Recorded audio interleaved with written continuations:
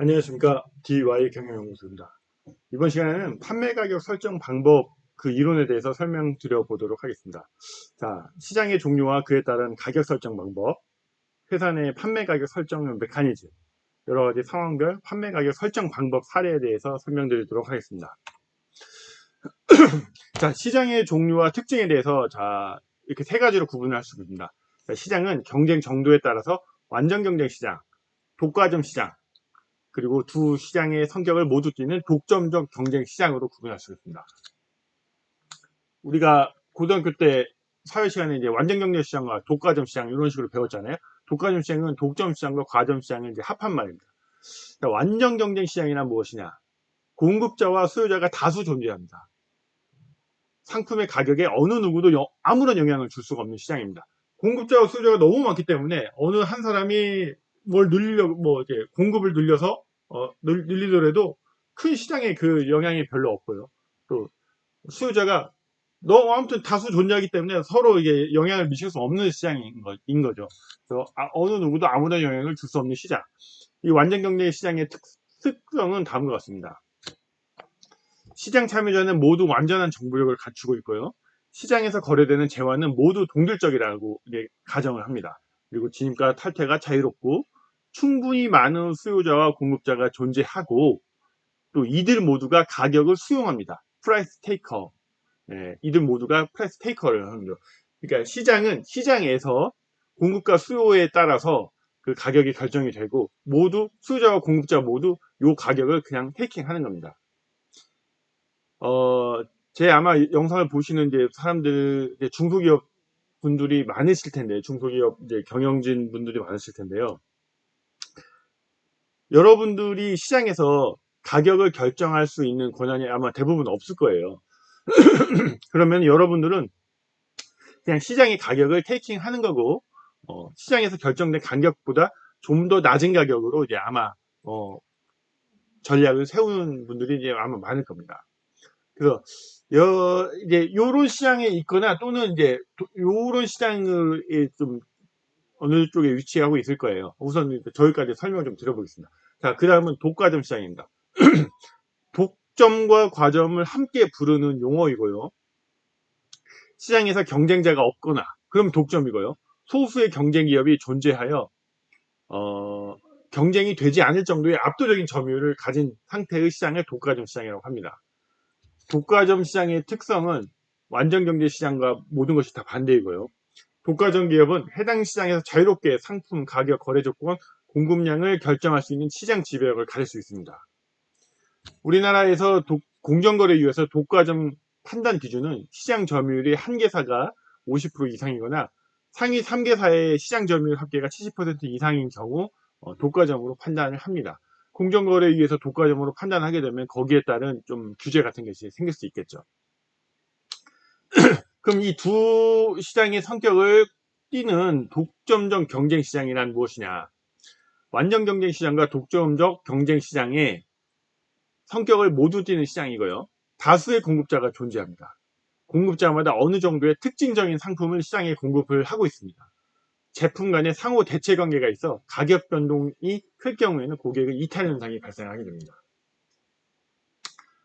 그러니까 이제 빵 시장이 있어요. 예를 들어서 빵을 만드는 시장이 있는데 유기농 빵을 만들었다. 이런 식으로 해가지고 약간 특화되게 만드는 거죠. 시장을 선점적으로 이제 해서 만들어 납니다. 그래서 이제 어느 정도 유지를 하지만 시간이 지나면은 이 유기농 빵 시장에 다른 업체들도 막 들어올 거 아니에요. 왜냐하면은 이 기존의 빵 시장이 만약에 레드오션이라고 봤다면은 유기농 빵 시장은 약간 블루오션일 수도 있고 레드오션이 되기 전일 테니까 선제적으로 이 어느 일부 업체들이 만들었을 테니까 그래서 마진도 높을 테고 그럴 테니까 약간의 시간적으로 독점적 경쟁 시장이 유지가 되고 있어요. 하지만 여기서 가격을 많이 높인다면 소비자들이 유기농 빵이라고 해서 약간의 프리미엄을 더 주고 먹긴 하겠지만 그 프리미엄이 너무 높아진다면 사람들은 유기농 빵 먹는 걸 포기하고 그냥 빵을 먹게 되겠죠. 그런 부분이 이런 내용이고요. 그리고 이제 어느 정도 특징적인 상품을 공급을 하게 됩니다. 하지만 이제 시간이 지나면은 다른 업체들이 와가지고 독점적 경쟁 시장은 다시 완전 경쟁 시장으로 가는 게 이제 보통의 패턴이죠. 독점적 경쟁시장의 특성은 기업의 진입과 퇴출이 자유롭고 다수의 기업이 존재를 합니다. 완전 경쟁시장과 비슷하고요. 차별화된 제품을 생산해서 이제 판매를 하게 됩니다. 자, 이 차별화된 제품이 독점적 경쟁시장을 만드는 거죠.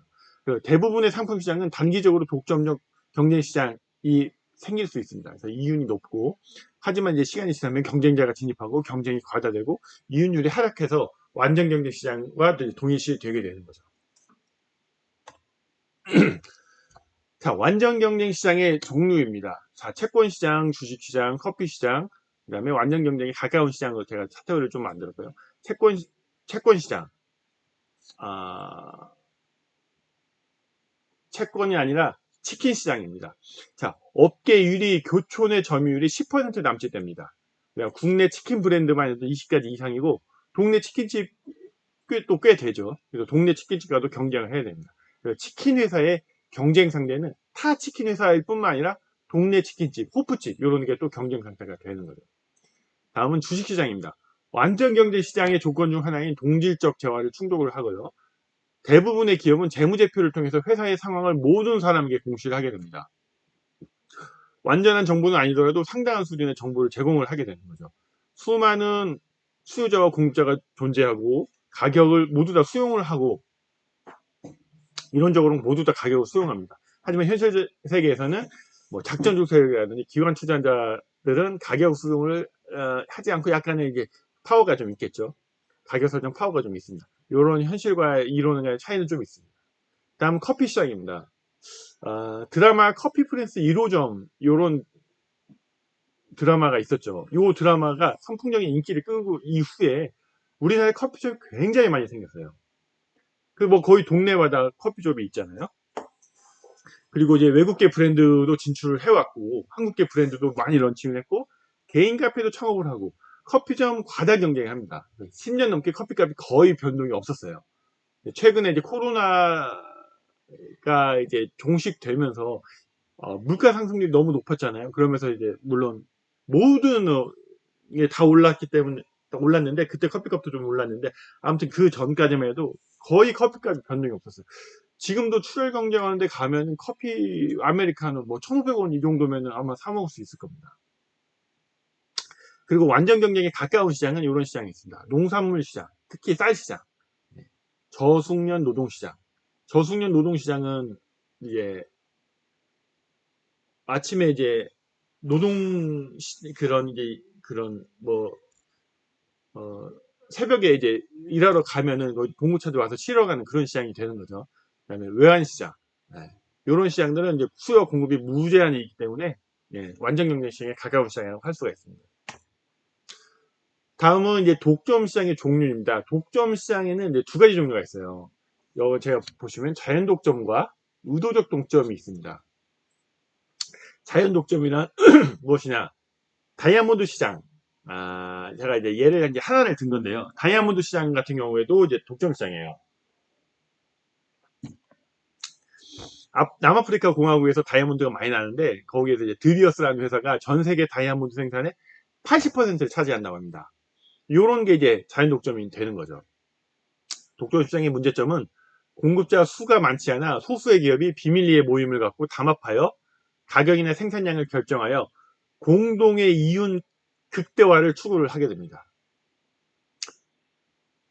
그래서 이제 새로운 기업의 진입을 막기 위해서 또 이 기업들은 막대한 광고비나 로비 자금을 사용하고 이러한 비용은 사회 전체적인 효율을 높이는 데는 전혀 기대하지 못합니다. 이러한 로비 자금 등은 자기들 독과점 시장의 그 업체들만의 이익을 위해서 이제 활용하게 되는 거죠. 그런 부분이 경쟁 시장이라면 이런 부분은 기술 개발에 사용될 것입니다. 공동의 이윤에 반대되는 거죠. 자, 반대로 이제 두 번째는 의도적 독점입니다. 정부가 설정한 독과점 시장이 있는 거죠. 정부가 공익 차원에서 특정한 회사에 해당 시장의 공급량 전체를 전담할 수 있는 권한을 부여하는 경우가 있습니다. 또 사례를 하나 들었는데 국내의 경우에 이제 병뚜껑 제조회사가 있습니다.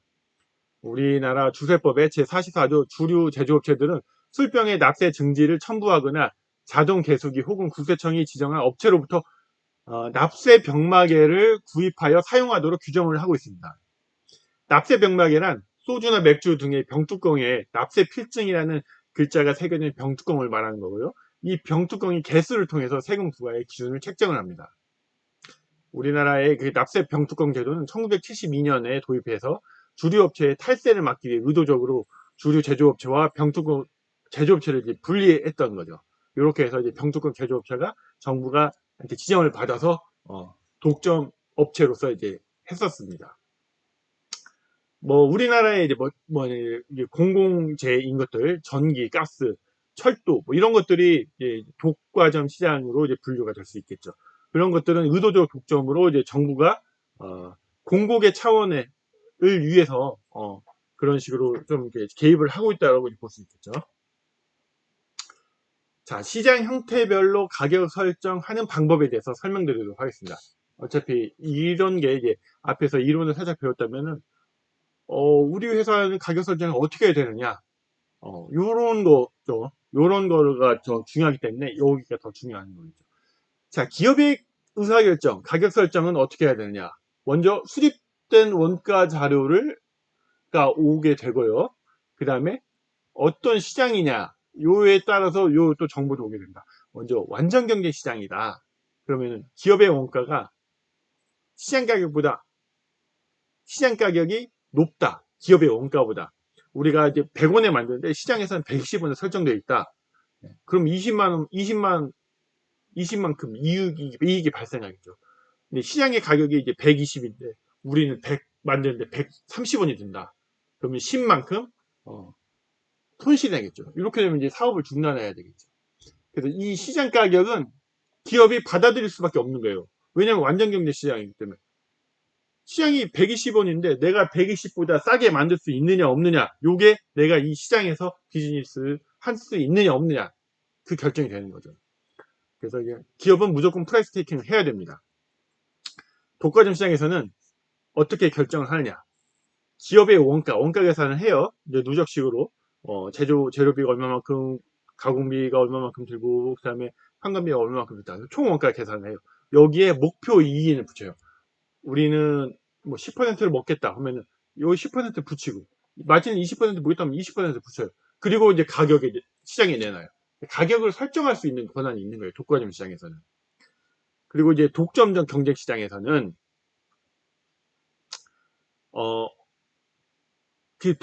완전 경제 시장에서 약간의 특수성을 가지고 이제 독점적 경제 시장이 이제 만들어졌어요. 여기에서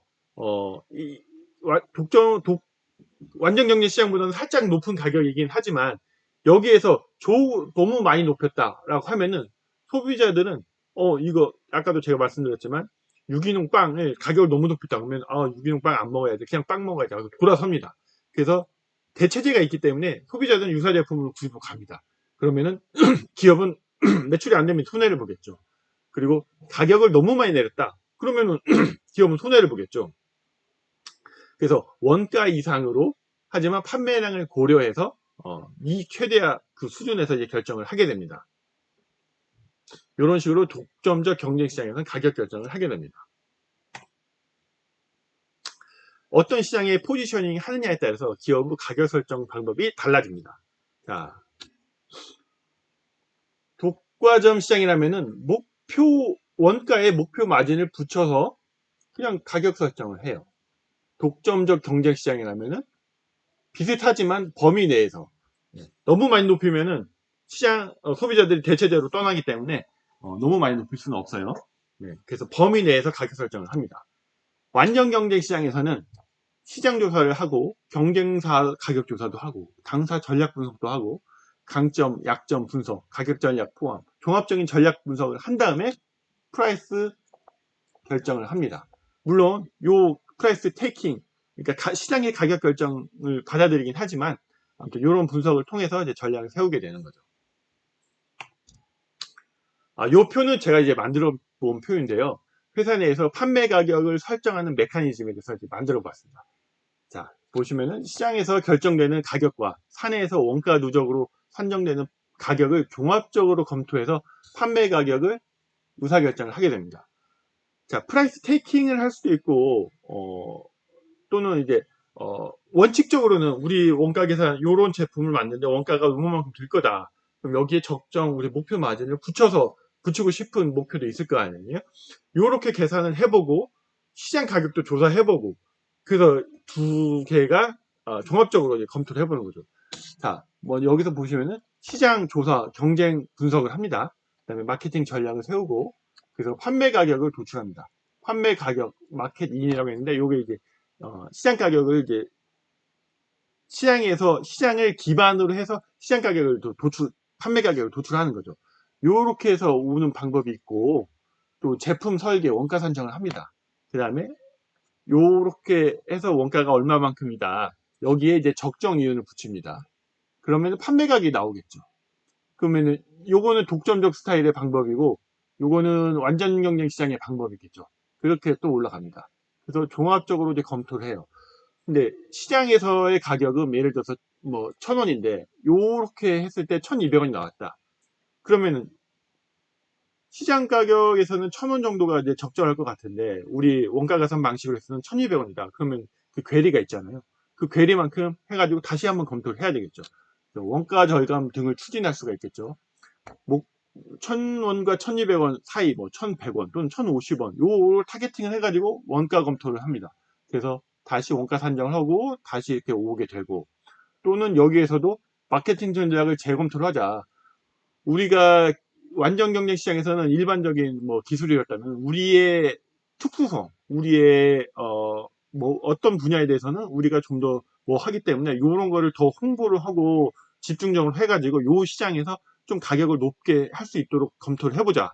그런 식으로 마케팅 전략을 재검토를 할 수가 있겠죠. 이렇게 가서 다시 시장 조사하고 그럼 그 시장에서 얼마만큼 팔 수 있겠냐?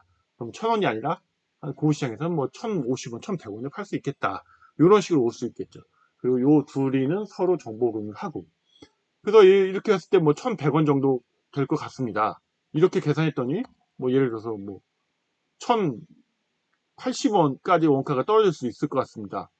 그러면 뭐 요 사이에서 이제 오히려 여기가 더 높아졌잖아요. 뭐 그러면 이렇게 해서 결정을 하면 되겠죠. 또 최종적으로 이제 판매 가격을 결정을 하게 되겠죠. 요게 일반적인 회사의 판매 가격 결정의 메커니즘이라고 볼 수 있을 것 같습니다.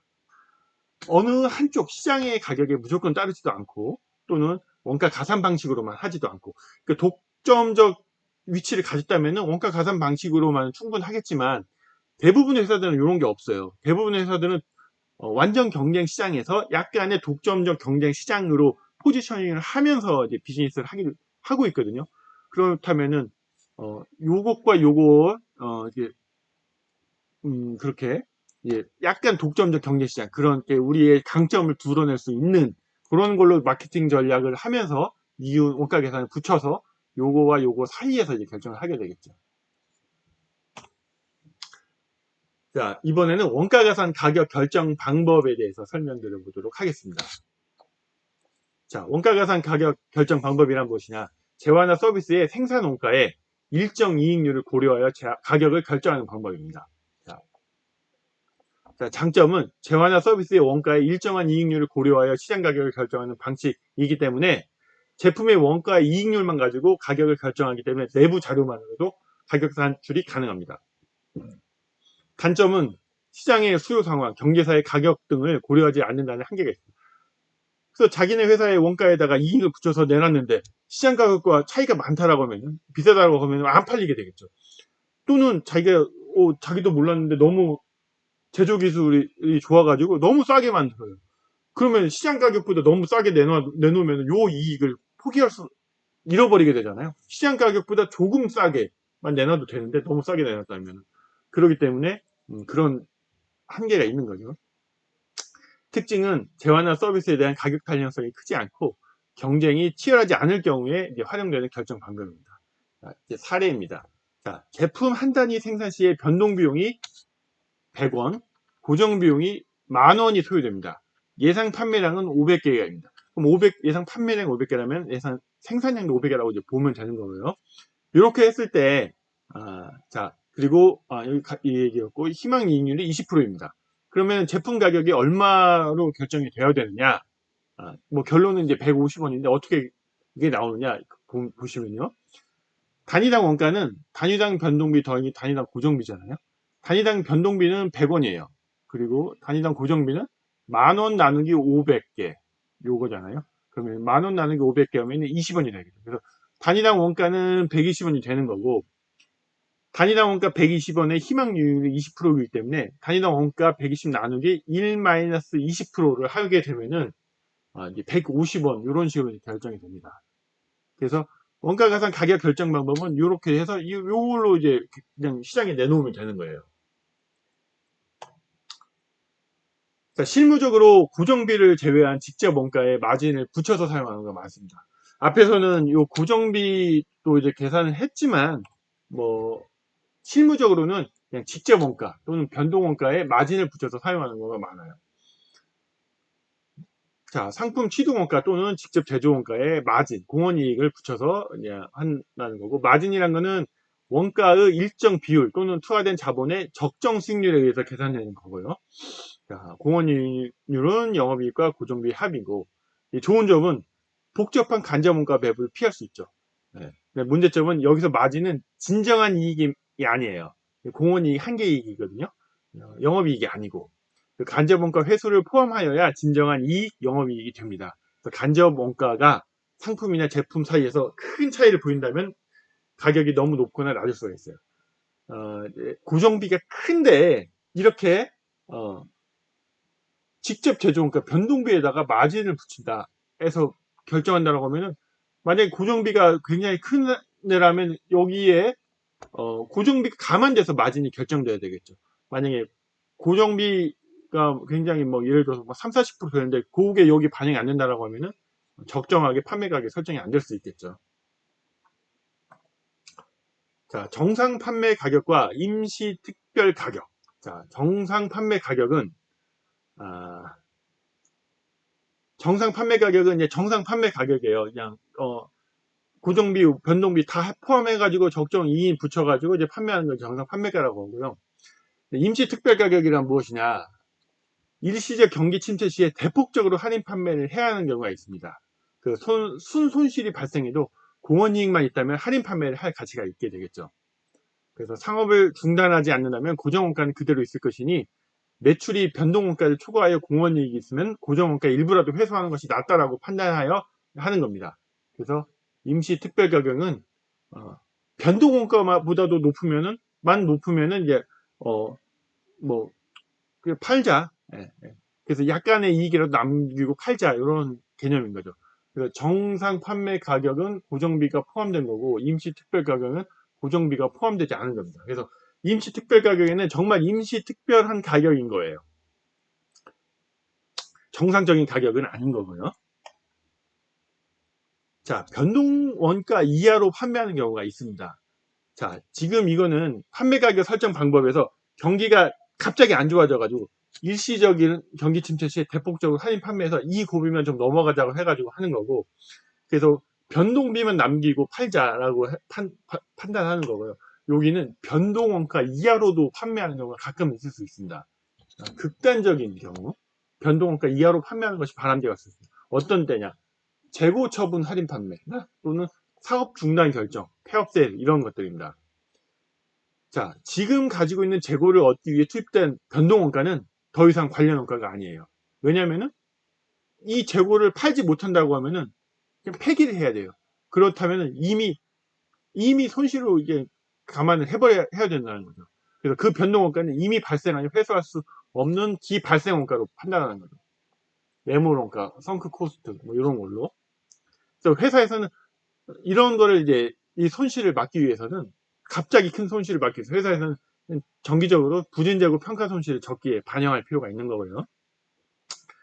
재고를 정상적으로 판매할 수 없다면 대폭 할인해서 직접 판매 또는 전문 처분업자에게 넘겨서 폐기를 등을 해야 됩니다. 예. 시장이 낮은 가격으로 유통하는 경우에는 장기적으로는 손실이 될 수가 있어요. 장기적으로 우리 잠재 고객이 을 깎아먹는 현상이 될 수도 있고요. 브랜드 가치를 낮게 할 수도 있기 때문입니다. 그래서 그런 걸 다 고려해서 의사결정을 해야 됩니다. 자, 판매 가격을 설정할 때는 이제 관련 원가와 비관련 원가라는 거에 대해서 좀 충분히 이해를 하셔야 됩니다. 관련 원가라는 것은 경영자의 의사결정과 관련이 있는 원가, 고려 중인 대체안에 차이가 있는 미래의 원가를 뜻합니다. 자, 대부분의 변동비, 회피 가능한 고정비, 기존 시장의 매출 감소로 인한 이익 감소와 유효 설비의 대체 용도를 통한 이익 상실 등의 기회비용이 관련 원가가 될 수 있습니다. 관련 원가는 이렇게도 표현을 해요. 증분 원가, 회피 가능 원가, 기회 원가라고 표현을 하고요. 비관련 원가는 이제 매몰 원가라고 하는데 과거의 의사결정 결과로 이미 발생한 원가로 미래의 의사결정에 의해서 변동될 수 없는 원가입니다. 그래서 뭐 기발생 원가, 매몰 원가, 썬크 코스트라고 합니다.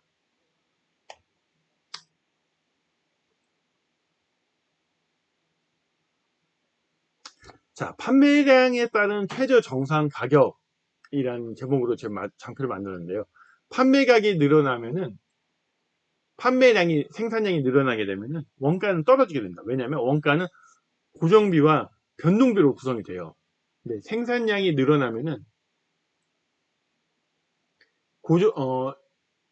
단위당 생산량이 늘어나면 단위당 변동 원가는 변하지 않아요.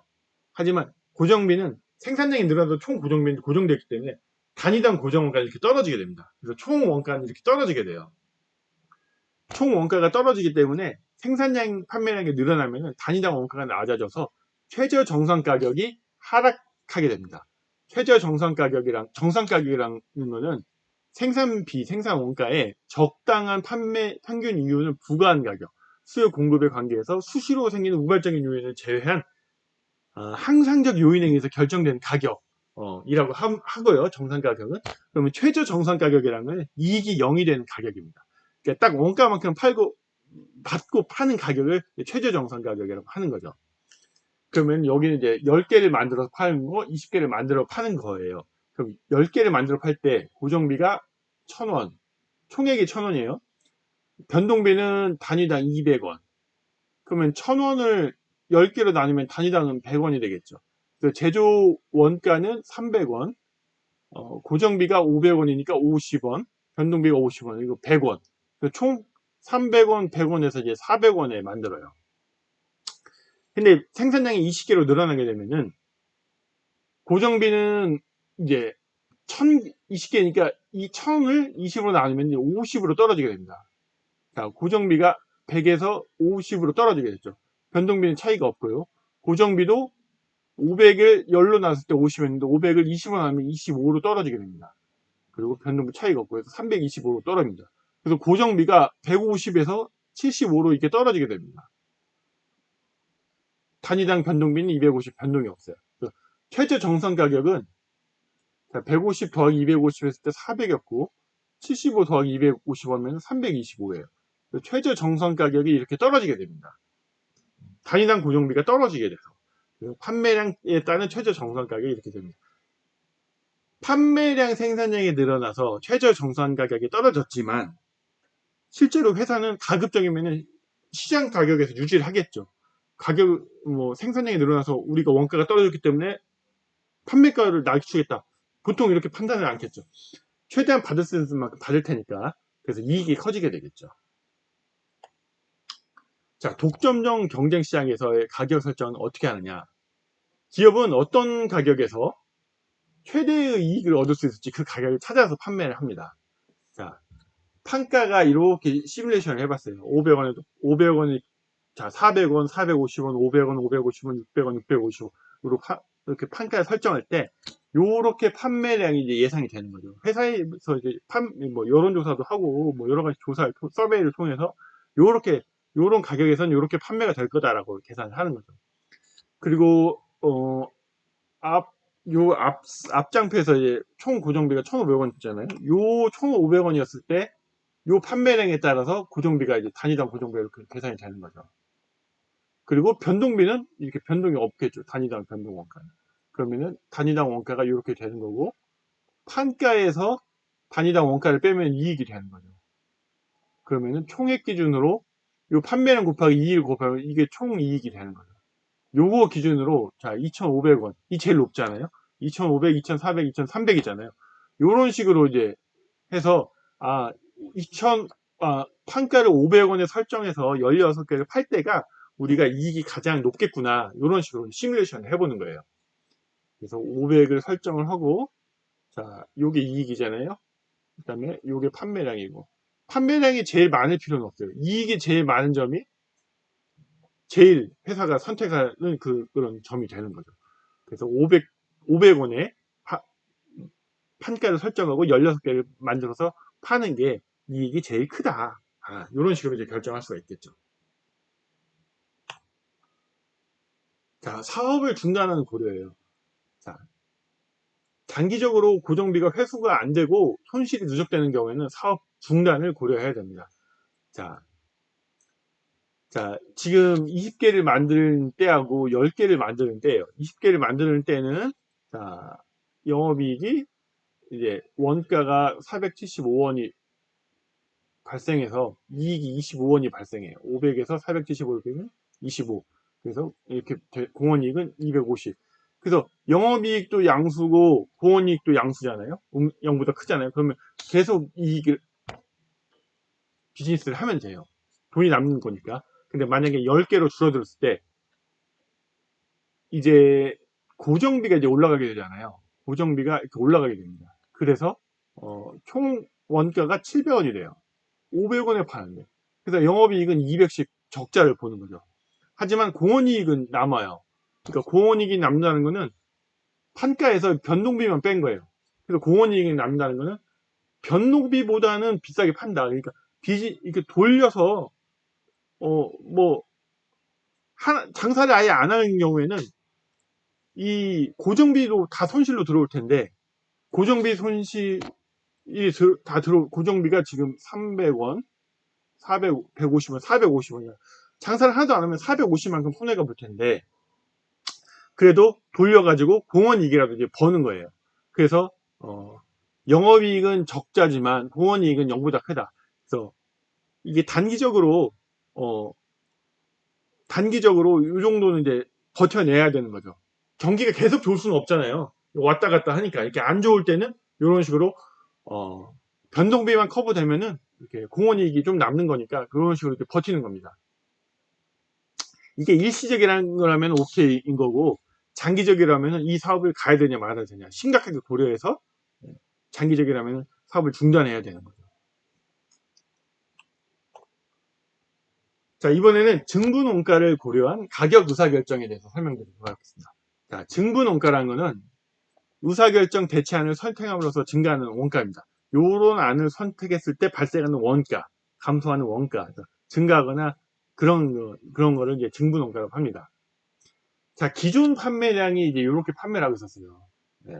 10개를 만들어서 팔고, 그때, 최저 정상 가격이 400원이었어요. 그러니까 400원에 이제 만드는 거죠. 근데, 그럼 추가 판매를 할 때, 10개를 기존에 만들어서 생산하는 정상적인 비즈니스를 하고 있는데, 2개를 더 추가 판매할 수 있는 게 생겼어요. 그러면은, 요거에 대해서는 이제 얼마에 팔아야 되냐. 요 기존에는 최저 정석 가격이 400원이니까 400원보다 뭐 높게 팔면은 이익이 남는 거잖아요. 400원에 팔면 이익이 제로인 거고. 그럼 추가 판매량에 대해서는 원가가 얼마만큼 드냐. 자, 이론적으로 고정비는 더 들지 않아요. 그 다음에 변동비만 더 들게 되겠죠. 그래서 하나 단위당 변동비가 250원이고 2개를 만드니까 500원이죠. 500원이 들어요. 그러면 요거의 최저 원가는 증분 원가는 250원인 거예요. 그래서 250원에 팔아도 돼요. 얘에 대해서는. 네. 왜냐면은 추가 발생하는 원가니까. 근데 결론적으로는 250원 이상만 받고 팔면 된다라고 하는 거고 평균적으로 보면은 10 더하기 2를 하면은 최저 정상 가격이 400과 250의 중간에서 이제 설정이 되는 거죠. 375. 그러니까 얘가 일회성이다라고 하면 250 이상만 받고 팔고 딱 하면 되는 건데 얘가 이제 계속 들어오게 된다. 그러면은 요거의 평균 최저 정상 원가가 375가 되는 거고 375 이상으로 팔면 된다라고 되는 거죠.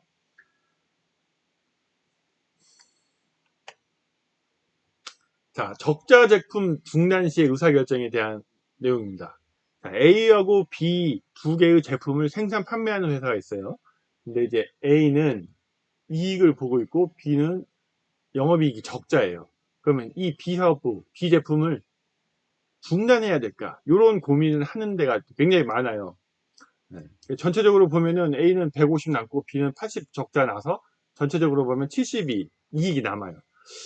그렇다면 이 사업 사장님은 야, 뭐 B를 개선하려고 노력을 하겠지만 뭐 개선해서도 안 된다면 과연 이제 B를 접어야 되냐 말아야 되냐 이런 의사결정을 하고 있어요. B를 보시면은 자, A 같은 경우는 영업이익도 나고 공원이익도 납니다. 하지만 B는 영업이익은 마이너스지만 공원이익은 나고 있어요. 자, 요런 상황에서 B가 만약에 공원이익도 안 난다고 하면은 이거는 갈 필요도 없는 거고, 자, B는 공원이익이 나고 있어요. 그럼 이럴 때 어떻게 해야 되느냐? 사업을 중단하는 경우에는 그 사업이 부담하고 있는 고정비까지 고려해서 의사결정을 해야 됩니다. 자, A와 B를 모두 운영할 때는, 자, A가 영업이익이 150이 남고 B가 마이너스 80이라서 이제 70만큼 평균적으로 남아요. 근데 그래서 공원이익은 200, 550, 250, 800이 남아요. 근데 이제 B를 중단했다 했을 때 어떻게 되느냐? B가 부담하던 고정비 250하고 80, 330이 다 일이 넘어가게 됩니다. A한테. 왜냐면은 뭐 A와 B 같은 회사에서 만드는 거고 B에서 부담하고 있던 고정비라고 하면은 뭐 대표이사의 인건비, 뭐 건물의 감가상각비 뭐 이런 것들이잖아요. 이런 것들이 B가 부담을 못 해주면 A한테 다 넘어가게 됩니다. 그럼 A한테 고정비가 증가를 하게 되고 변동비는 변동이 없겠죠. 그러면은 A한테 고정비가 B가 부담하고 있던 고정비 330이 A한테 넘어가야 됩니다. 400이 730으로 330이 커졌죠. 고정비가 요만큼 커지게 되면은 이익이 150에서 330만큼 까지게 됩니다. 마이너스 180이 된 거죠. 그래서 B 사업을 중단했을 때 전체적으로는 영업이익이 마이너스 180이 되어버려요. 70에서 마이너스 180으로 가는 거는 이제 250이 까지는 거죠. 네, 250을 까지는 거는 요 공원이 까지는 거라고 볼 수 있으면 됩니다. 자, 그래서 B 사업부에 중단할 때는 B 사업부가 부담하고 있던 고정비가 어디로 가는지 그런 걸 봐야 되고 B 사업부가 공원이익이 발생하고 있기 때문에 이런 걸 감안해서 중단을 결정 안 하는 게 맞다라고 지금 얘기 드리는 겁니다. 자, 이상으로 제가 판매 가격 설정 방법 이론에 대해서 설명을 드렸습니다. 판매 가격 설정 이론과 그리고 그 여러 가지 상황별 판매 가격 설정 방법에 대해서 설명드렸습니다. 회사 판매 가격 메커니즘, 시장의 종류, 그에 따른 설정 방법 이런 것들에 대해 설명드렸습니다. 이 영상이 중소기업 운영하시는 경영진 여러분들에게 경영에 도움이 되었으면 좋겠습니다. 감사합니다.